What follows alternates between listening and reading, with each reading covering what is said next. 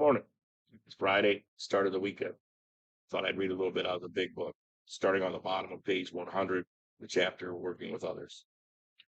Assuming we are spiritually fit, we can do all sorts of things alcoholics are not supposed to do. People have said we must not go where liquor is served, must not have it in our homes. We must shun friends who drink. We must avoid moving pictures which show drinking scenes. We must not go into bars. Our friends must hide their bottles if we go to their houses. And we mustn't think or be reminded about alcohol at all. Our experience shows that this is not necessarily so. We meet these conditions every day. An alcoholic who cannot meet them still has an alcoholic mind. There's something the matter with his spiritual status. His only chance for sobriety would be someplace like the Greenland ice cap. And even there, an Eskimo might turn up with a bottle of scotch and ruin everything. Ask any woman who has sent her husband to distant places on the theory he would escape the alcohol problem. In our belief, any scheme of combating alcoholism which proposes to shield the sick man from temptation is doomed to failure. If the alcoholic tries to shield himself, he may succeed for a time, but he usually winds up with a bigger explosion than ever.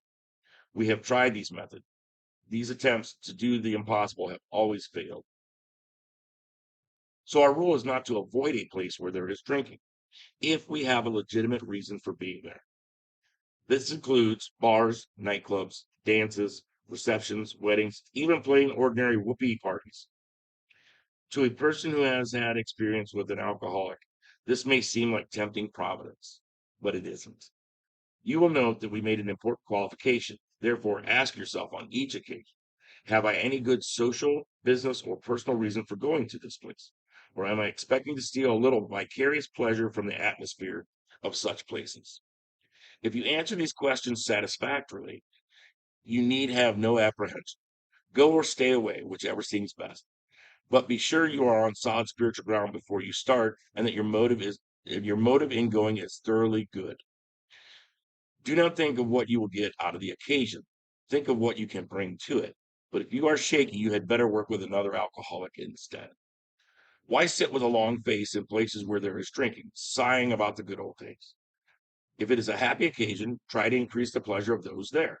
If a business occasion, go and attend to your business enthusiastically.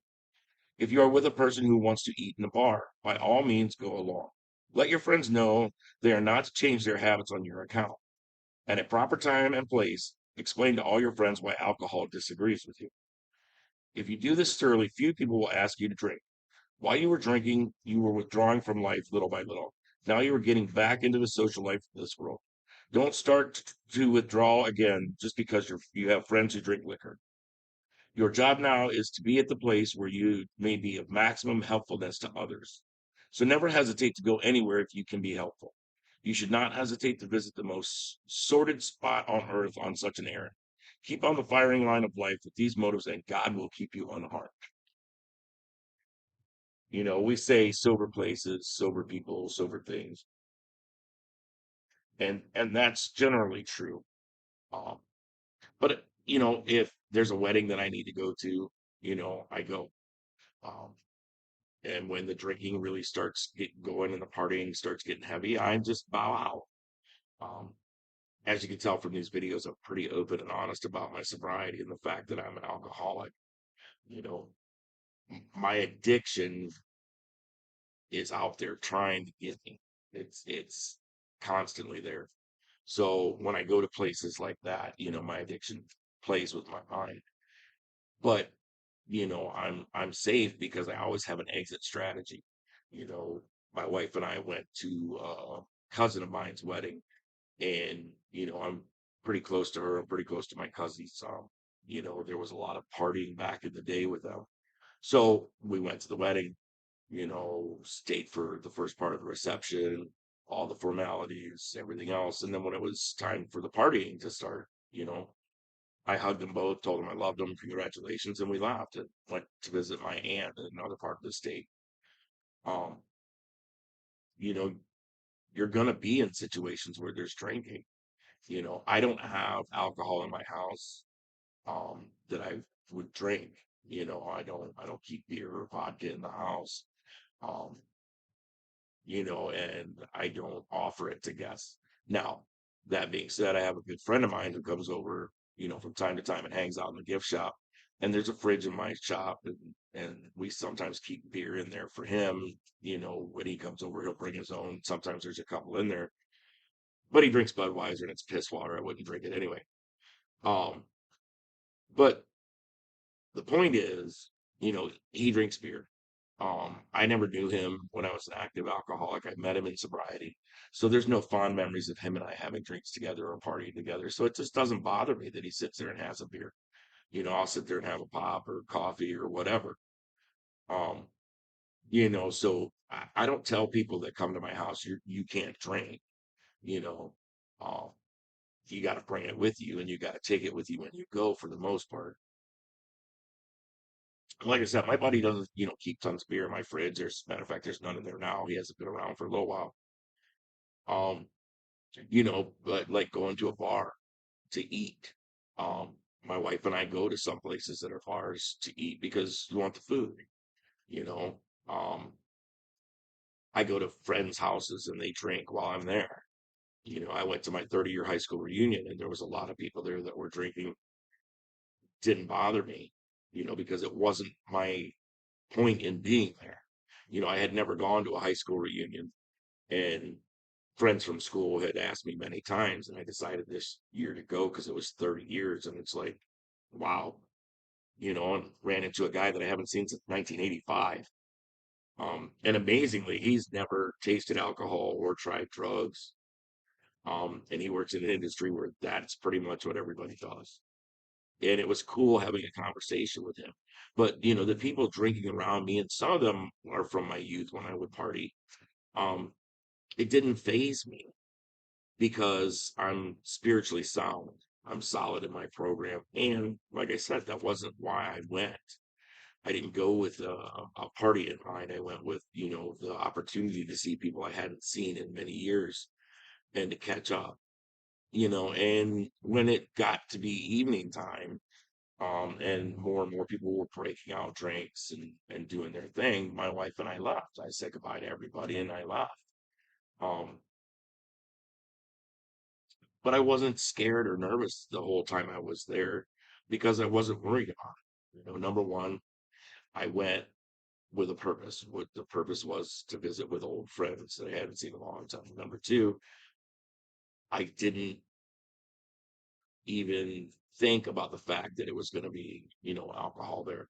Number three, I have my wife with me who is, she's my rock in my sobriety because she's been there with me since almost the beginning. Um, and she has very subtle ways of, you know, leading me this way or that way when it's time to go. If you're new in sobriety, it, if you're new to being clean, then yeah, I would suggest don't go to places that serve alcohol or where you did drugs or whatever. I would find new friends, and you'll find them in the rooms. And hang out with them on a Friday night instead of going to a bar or somewhere like that and tempting yourself. Go to a meeting, you know, fill your days with other things. And then as you move along in this program and you get some normalcy back in your life, you can safely go to those places. I can safely go anywhere right now. I choose, excuse me, I choose not to hang out with people that I used to party with. Um, More so because a lot of those people I wouldn't want around me anyway when I'm sober. I'm surprised they wanted around me when I was drinking. Um, but then other people, I don't avoid them. I just don't hang out like I used to. We're still friends. I still will talk to them. I just don't go places where they are because that's what it is. It's a big party. You got to use your head, and as the fog clears, as you go along in sobriety, you're further away from your addiction. Um, Things start to come together in your mind, and you're able to put together a plan. You're able to put together ways to stay sober. Um, and you can safely go those places. You can go to weddings, you can go to birthday parties, graduation parties, and the like, and safely do so. It just a matter of using your head and having an exit strategy. So with the weekend coming up, summer just ended. Last weekend was a big party weekend for a lot of people. I worked on Labor Day because what do you do on Labor Day but labor?